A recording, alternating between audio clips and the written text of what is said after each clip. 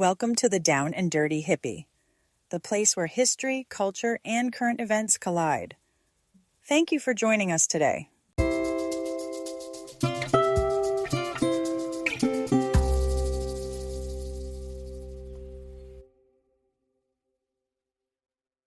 Welcome to our deep dive, into this complex and often misunderstood topic of Christian nationalism in the United States. Mm-hmm. We're going to try to explore what this ideology really is, Right. Trace its historical roots, see how it's showing up, today, and really grapple with its potential consequences. Yeah. You might be surprised to learn that this idea isn't new. Oh, yeah. It's been simmering, in American history for centuries. Absolutely. It's fascinating how this topic weaves together, so many threads of American life, politics, religion, history, right, and even our identity as Americans. Yeah. It forces us to ask these, tough questions about the role of faith in public life and what it really means for a nation to be truly free. Okay, so let's just start by defining Christian nationalism. Okay. I feel like there's a lot of confusion around this term. Right. What exactly does it mean? Because, I think some people think that it just means if you're a Christian and you're involved in politics, right, then you're a Christian nationalist. Well, you're right. It's often oversimplified. Yeah. Christian nationalism goes beyond, simply being a Christian who's politically active. Okay. It's the belief that the United States is at its core a Christian nation and should be governed according to a specific set of Christian values. Mm. It often gets entangled with the idea of American exceptionalism. Oh, yeah. This notion that the U.S. has a unique, divinely ordained mission in the world. Okay, but hold on a second. Didn't the founding fathers make a really big deal about separating church and state? They did. I mean, the First Amendment seems pretty clear on that. Absolutely. The founding fathers were deeply concerned about the dangers of merging religious and political power, having witnessed the religious wars and persecution that ravaged Europe. So how do we reconcile that with the fact that throughout U.S. history, there have been these recurring attempts to kind of blend religion and politics? Right. It seems like there's this constant tension, Yeah. between those who advocate for a secular government and those who believe that, the nation should be shaped by their specific religious principles. That tension is at the heart of this deep dive. Okay. It's this push and pull that has shaped American history and continues to influence, our political landscape even today. So let's jump into some historical examples. Okay. Starting with the 19th century. Right. We've got Manifest Destiny. Yes. This idea that the United States was destined to expand across the continent. This idea that westward expansion was God's will. Right. Wasn't just a religious belief. It became a really powerful tool to justify actions that directly harmed Native American populations. Oh. We're talking about displacement, broken treaties, Right. and often brutal treatment, all rationalized as part of some divine plan. You see echoes of these same tactics today when people use religious justifications to support policies that negatively impact, marginalized groups. It's like religion becomes a shield, Right. deflecting any criticism or accountability. If it's God's will, then who are we to question it, right? By framing actions as divinely ordained, it becomes a lot easier to silence opposition and to avoid, grappling with the ethical implications of those actions. Then there's the Second Great Awakening. Yes. This period of intense religious revivalism that swept across the nation in the 19th century. Yeah. On the one hand, it contributed to, some positive social reform movements, Right. like abolitionism. Yeah. But on the other hand, it also kind of intensified this idea of America as a Christian nation, chosen by God. It's a fascinating example of how religious movements can have both liberating and oppressive consequences. The Second Great Awakening is, energized people to fight for social justice, but also laid the groundwork for a more exclusionary understanding of what it meant to be American. Right. One that could be and often was used to justify discrimination and marginalization. Okay, fast forward to the early 20th century. Yeah. We see the rise of fundamentalism. Yes. This reaction against modernity, science, social change. Right. It's almost like they felt threatened by a world that was rapidly changing, clung even tighter to a literal interpretation of the Bible. Exactly. Fundamentalists saw things like Darwin's theory of evolution as a direct attack on their faith. They felt like the very foundations of their beliefs were being shaken. and they sought to reaffirm the authority of the Bible as the ultimate truth. Whoa. This clash between fundamentalism and modernity played out dramatically in the Scopes monkey trial. Oh, yeah, the Scopes monkey trial. That was a huge deal back in 1925. A high school teacher put on trial for teaching evolution. Right. I mean, it became this national spectacle symbolizing this fundamental clash Right. between those who embraced scientific advancements and those who insisted on a literal interpretation of the Bible. And the legacy of that trial is still felt today. Yeah. It's a reminder of how these debates about the role of religion in education, in science, and public life continue to shape our society. Yeah. And we can't talk about the early 20th century without mentioning the resurgence of the Ku Klux Klan. Yeah. It's a horrifying example of how distorted interpretations of Christianity can be used to justify hate and violence. Right. They were targeting Black people, Catholics,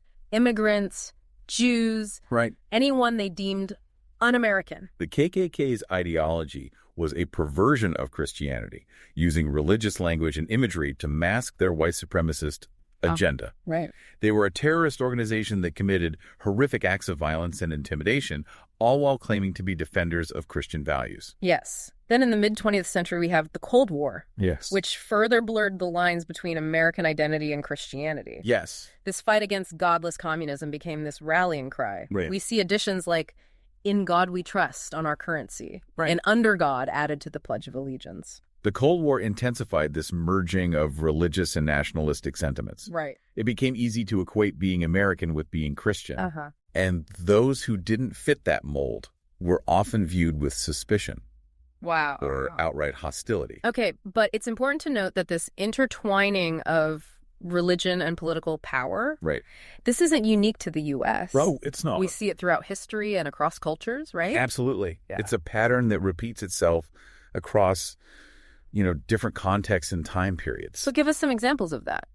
Think about how rulers and governments throughout history have utilized religion to solidify their authority, Uh-huh. to control their populations, Okay. to justify wars, and to suppress dissent. And we're seeing it play out in the modern world too, right? We are. I mean, look at countries like China, Russia, India, Myanmar, Hungary, Afghanistan. Mhm. They all grapple with the complexities of religion and politics in different ways, They do. often with devastating consequences for those who don't conform to the dominant religious or political ideology. You see governments controlling or suppressing religious groups, Right. often under the guise of, national unity or social stability, Yeah. as in China with their treatment of Tibetan Buddhists and Uyghur Muslims. Right. The alignment of religious institutions with authoritarian regimes, as in Russia, with the Russian Orthodox Church's support of Putin's government, Right. is another concerning trend. Mm.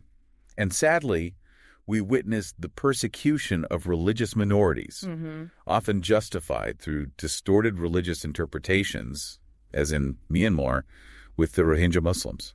It's a stark reminder that the dangers of religious nationalism are not just a thing of the past. Right. They're very much present in our world today, Yes. posing a threat to freedom, democracy, and human rights around the globe.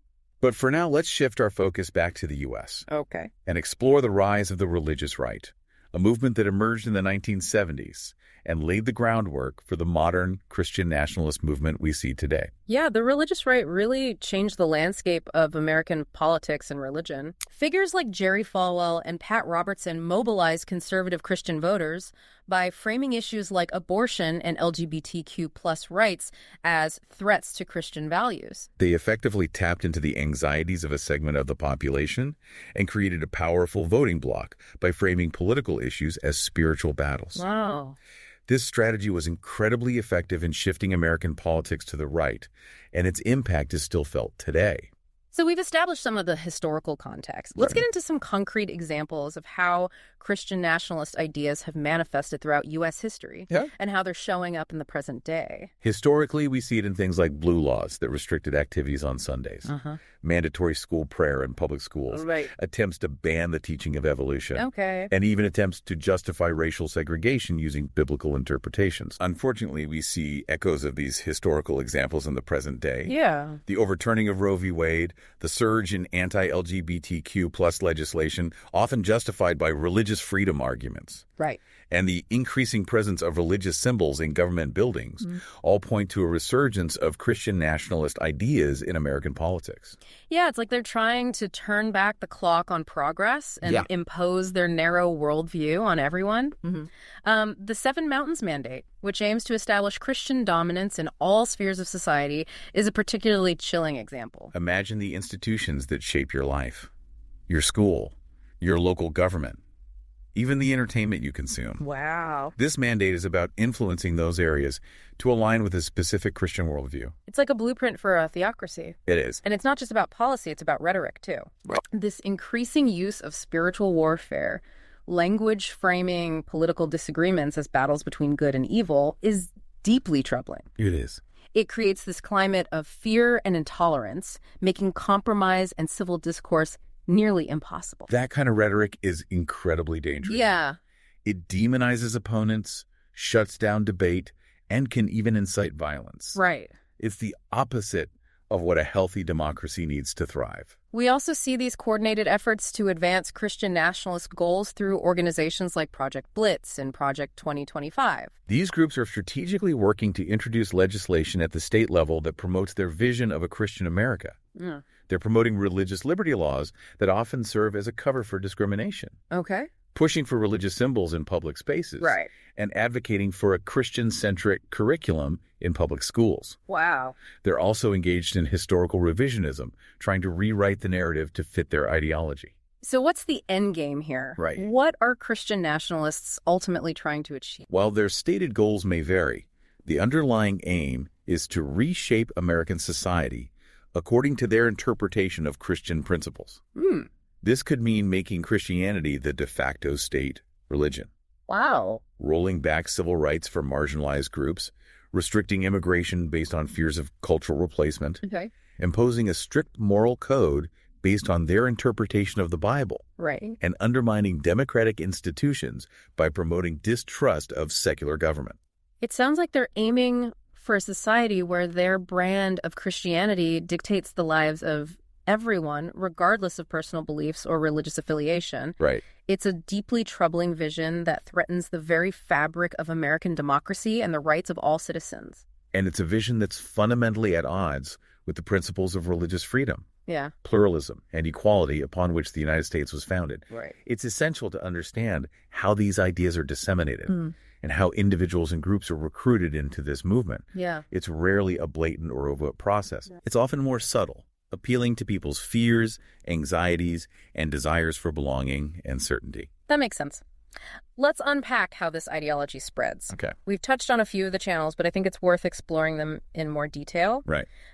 One of the most obvious is through churches, right? Yes. Some churches preach this ideology openly, while others promote it more subtly through sermons or community activities. Exactly. Churches can be incredibly influential in shaping people's worldview and political beliefs. Right. Some pastors might explicitly endorse Christian nationalist candidates or policies, while others might frame political issues in religious terms, Right. encouraging their congregations to see certain policies as aligned with or opposed to God's will. And it's not just happening from the pulpit. Right. It's also happening in Sunday school classes, youth groups, Right. and even church social events. Right. It becomes part of the fabric of their community, shaping how they view the world and their role in it. It's a process of socialization where these ideas become normalized and internalized. Yeah. Kids growing up in these environments may come to see Christian nationalism as simply the way things are, Wow. or what it means to be a good Christian. And then there's the role of conservative media, which has been incredibly effective in spreading these ideas to a wider audience. Yes. We're talking Fox News, talk radio, certain online platforms, and even social media influencers who are actively promoting Christian nationalist rhetoric and shaping public opinion. Conservative media has played a crucial role in amplifying these voices and normalizing this worldview. They often present a distorted view of reality, Okay. where Christians are portrayed as victims of secular persecution and liberal agendas are threats to traditional values. Right. It's this constant barrage of fear-mongering and misinformation designed to stoke outrage and mobilize their audience against perceived enemies. And it's incredibly effective. People who consume this media regularly are more likely to embrace Christian nationalist views and vote for candidates who align with this ideology. It's a classic propaganda tactic. Wow. Create a narrative that resonates with people's fears and anxieties, identify an enemy to blame for those fears, and offer a simple solution that often involves consolidating power and suppressing dissent. And then there are the well-funded political organizations that are actively working behind the scenes to advance this agenda. Right. Groups like the Family Research Council, the Heritage Foundation, and the Alliance Defending Freedom have been incredibly effective in lobbying for legislation, supporting candidates who share their ideology, and shaping public policy. These organizations wield significant influence over lawmakers, crafting legislation and shaping public discourse to align with their Christian nationalist agenda. Right. They're well-funded and well-connected, and their efforts have had a profound impact on American politics. They've been incredibly successful in pushing their agenda forward, often under the radar, framing their efforts as a defense of family values or religious liberty. Right. But their goals often involve imposing their narrow worldview on society and restricting the rights of those who don't conform to their beliefs. It's a reminder that we can't just focus on their rhetoric. Right. We need to understand the power structures and the organizations that are driving this movement. Oh, okay. We need to expose their tactics, challenge their influence, and support groups that are working to counter their agenda. And let's not forget about social media. Yeah. Platforms like Facebook, Twitter, and YouTube have become breeding grounds for misinformation, conspiracy theories, and extremist content, including Christian nationalist rhetoric. Yeah. These platforms often create echo chambers where people are only exposed to information that confirms their existing beliefs, reinforcing those beliefs and making them more resistant to alternative perspectives. Social media has created new challenges in combating misinformation and extremism. Algorithms prioritize engagement over accuracy. So outrageous and inflammatory content often spreads more quickly, regardless of its factual basis. Wow. This makes these platforms fertile ground for conspiracy theories, hateful rhetoric, and divisive ideologies. It's not just happening on mainstream social media platforms either. Right. It's also happening in more fringe online communities like those associated with QAnon or other conspiracy theory movements. Yes. These online spaces often blend Christian nationalist beliefs with bizarre and often dangerous conspiracy theories, creating a potent mix that can lead to real-world harm. QAnon in particular has become a breeding ground for this kind of extremism. Right. It's a sprawling and amorphous conspiracy theory that has infiltrated mainstream conservative circles, weaving together strands of anti-Semitism, white supremacy, and apocalyptic Christian beliefs. It's almost like a cult with its own language, symbols, and rituals. It is. And it's dangerous. It is. It's inspiring violence, disrupting elections, and eroding trust in democratic institutions. What's really concerning is how it uses biblical language and imagery to legitimize its claims. The blending of Christian nationalism with conspiracy theories like QAnon is incredibly dangerous. Yeah. It fosters a sense of paranoia, distrust, and anger towards perceived enemies, making individuals more susceptible to violence and more likely to justify extreme measures to achieve their goals. And this isn't just online. Right. We're also seeing Christian nationalism showing up in some patriot groups. Yes. Like the Proud Boys and Oath Keepers, which often blend this ideology with white nationalism, anti-government sentiments, and a propensity for violence. The convergence of Christian nationalism with these far-right extremist groups is a deeply troubling development. These groups often share a worldview that sees America as a Christian nation under threat. Right. They're willing to use violence to achieve their goals, often justifying their actions as a defense of their faith and their country. It's a dangerous and volatile mix that poses a serious threat to our democracy and our safety. And it's fueled by this potent blend of fear, resentment, and a yearning for a simpler time when their worldview was dominant. It's important to understand the motivations and anxieties that drive these groups. Right. We need to address the underlying social and economic factors that make people vulnerable to these ideologies and offer alternative narratives that promote hope, unity, and a shared vision for a more just and equitable society. It's a reminder that combating Christian nationalism is about more than just debunking conspiracy theories or challenging misinformation. Right. It's about addressing the deeper societal issues that create fertile ground for extremism. It's about building a more inclusive and just society where everyone feels valued and respected regardless of their beliefs or background. Exactly. Yeah. It's about creating a society where people feel a sense of belonging and purpose, where they have access to opportunity and a voice in shaping their future. We need to offer a compelling alternative to the fear, division, and resentment that these groups peddle, a vision that embraces diversity, celebrates our shared humanity, and upholds the principles of freedom, equality, and justice for all. Well said. This has been a sobering look at the agenda and spread of Christian nationalism. But before we get too overwhelmed, let's shift our focus to understanding the historical consequences of this ideology and why this trend is particularly alarming now. Understanding the historical context is crucial for understanding the stakes of this conversation. Right. Stay tuned as we delve into these critical questions and consider what we can do to push back against this rising tide of Christian nationalism. All right, we'll be back in a moment.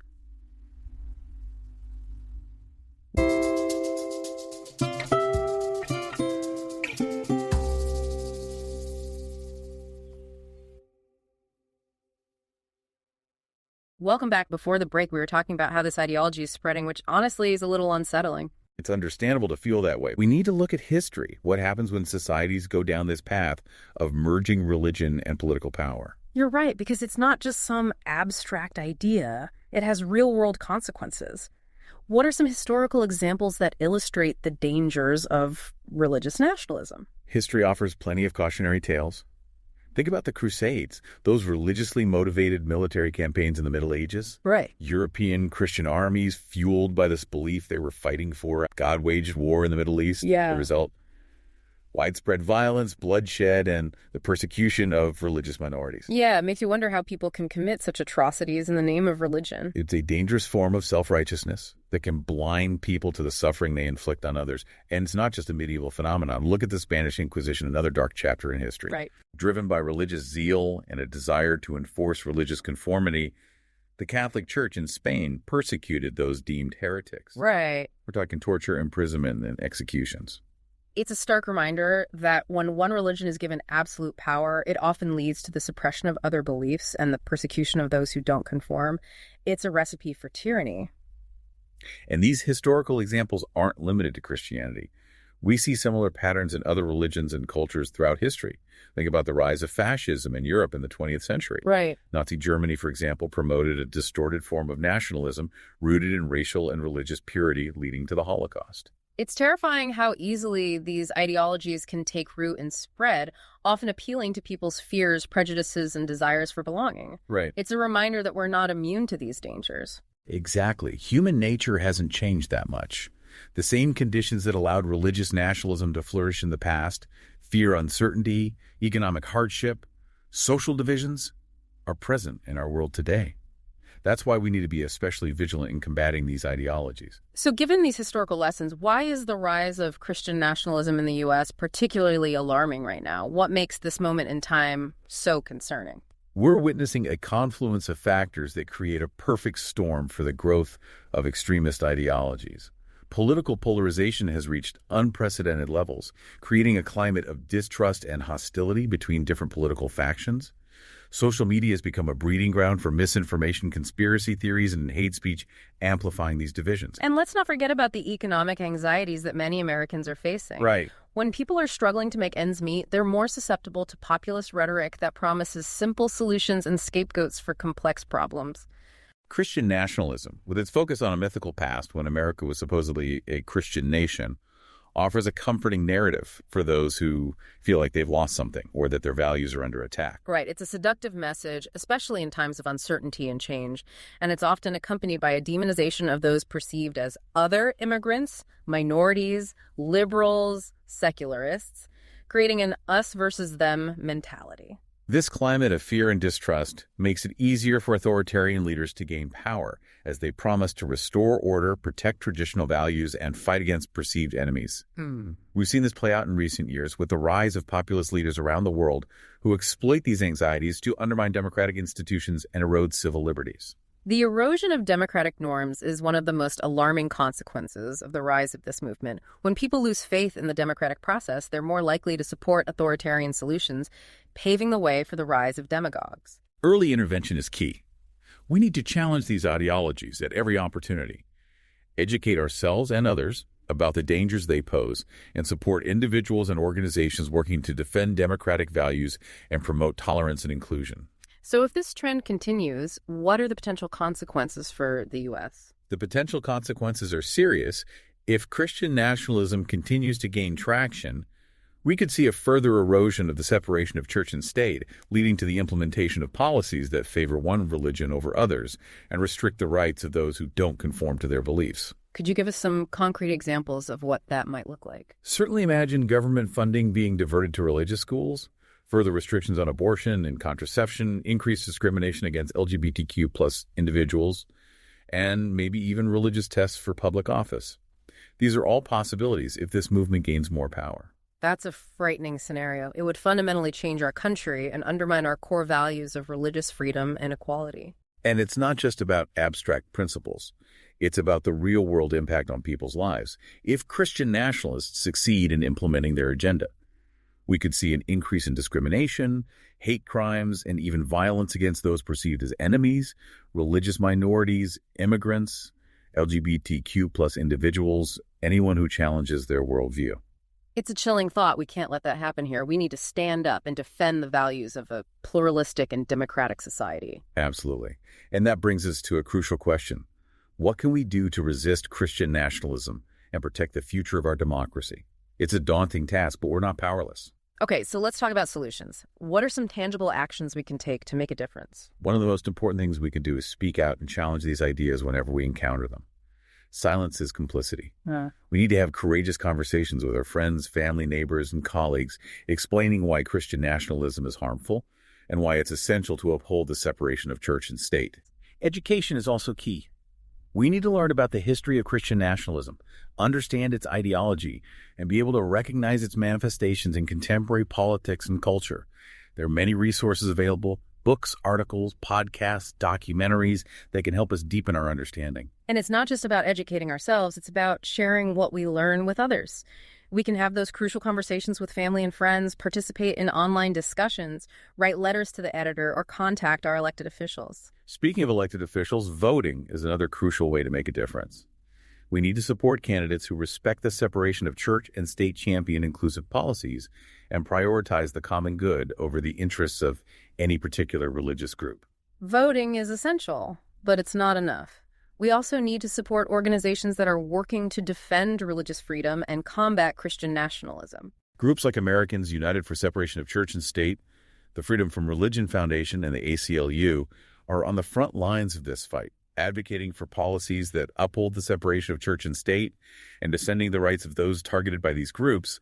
We could support these organizations by donating, volunteering, or simply spreading awareness about their work.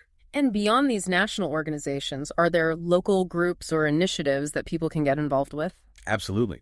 Many communities have local groups and initiatives working to promote interfaith dialogue, build bridges between different religious communities, and counter the divisive rhetoric of Christian nationalism. Getting involved in these local efforts can be a powerful way to make a difference in your own community. It's about fostering understanding, empathy, and respect across religious divides, recognizing our shared humanity, and working together to build a more just and equitable society. Let's not underestimate the power of simply living our values.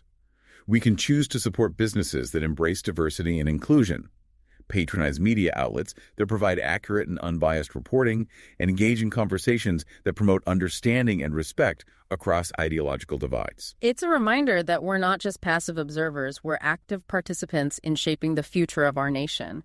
It's up to each of us to decide what kind of society we want to live in. Do we want a society where one religion dictates the lives of everyone, where dissent is silenced, where those who don't conform are marginalized and persecuted? Or do we want a society that embraces diversity, celebrates our shared humanity, and upholds the principles of freedom, equality, and justice for all? That's the choice we face. And the answer is clear. We must choose the path of inclusion, tolerance, and respect for all. We must defend the separation of church and state, protect the rights of all citizens, and work together to build a more just and equitable society for everyone. It's a challenging task, but it's a fight worth fighting. Remember, the future of our democracy depends on it. It's understandable to feel a little overwhelmed by the scope of this issue, but, it's important to remember that we're not powerless. Right. There are things we can do both individually and collectively to push back against this tide and protect the values of a pluralistic and democratic society. Okay, so let's talk solutions.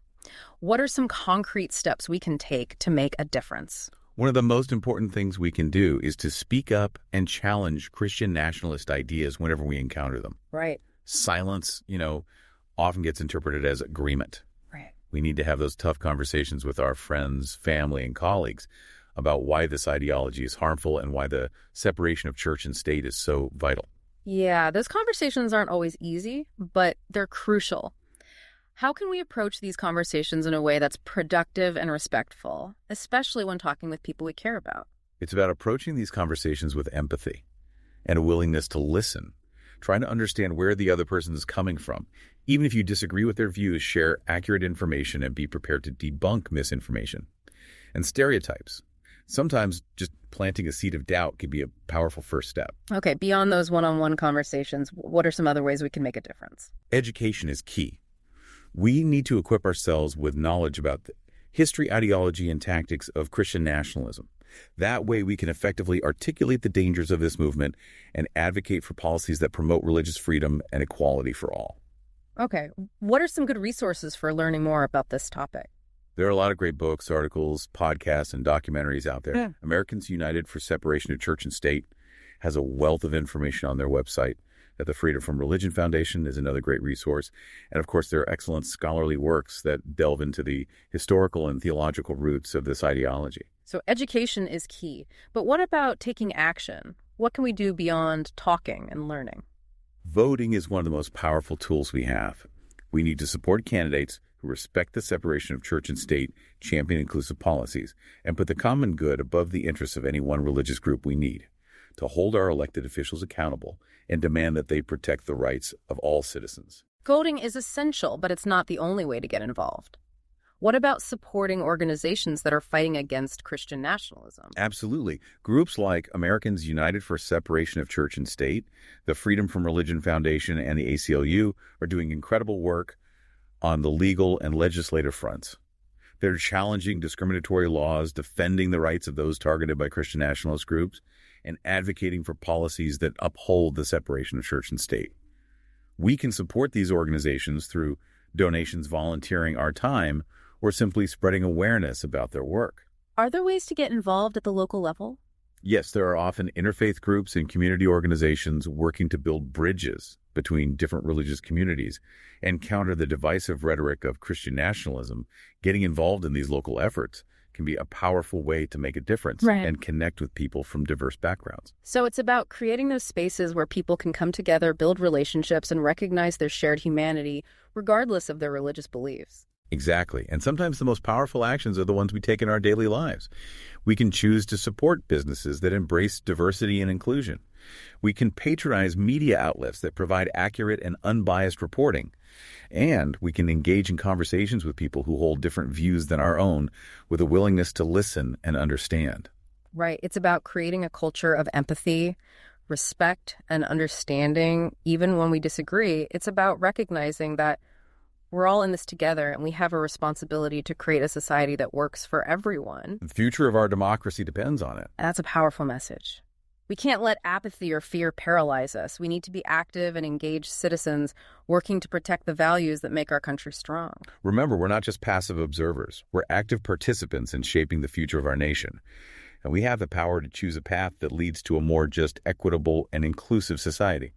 This has been a sobering but crucial deep dive into Christian nationalism. We hope you found it informative, thought-provoking, and empowering. Remember, knowledge is power, and understanding the challenges we face is the first step towards creating a better future. We encourage you to continue learning about this issue, engage in constructive conversations, and take action to protect the values of a pluralistic and democratic society.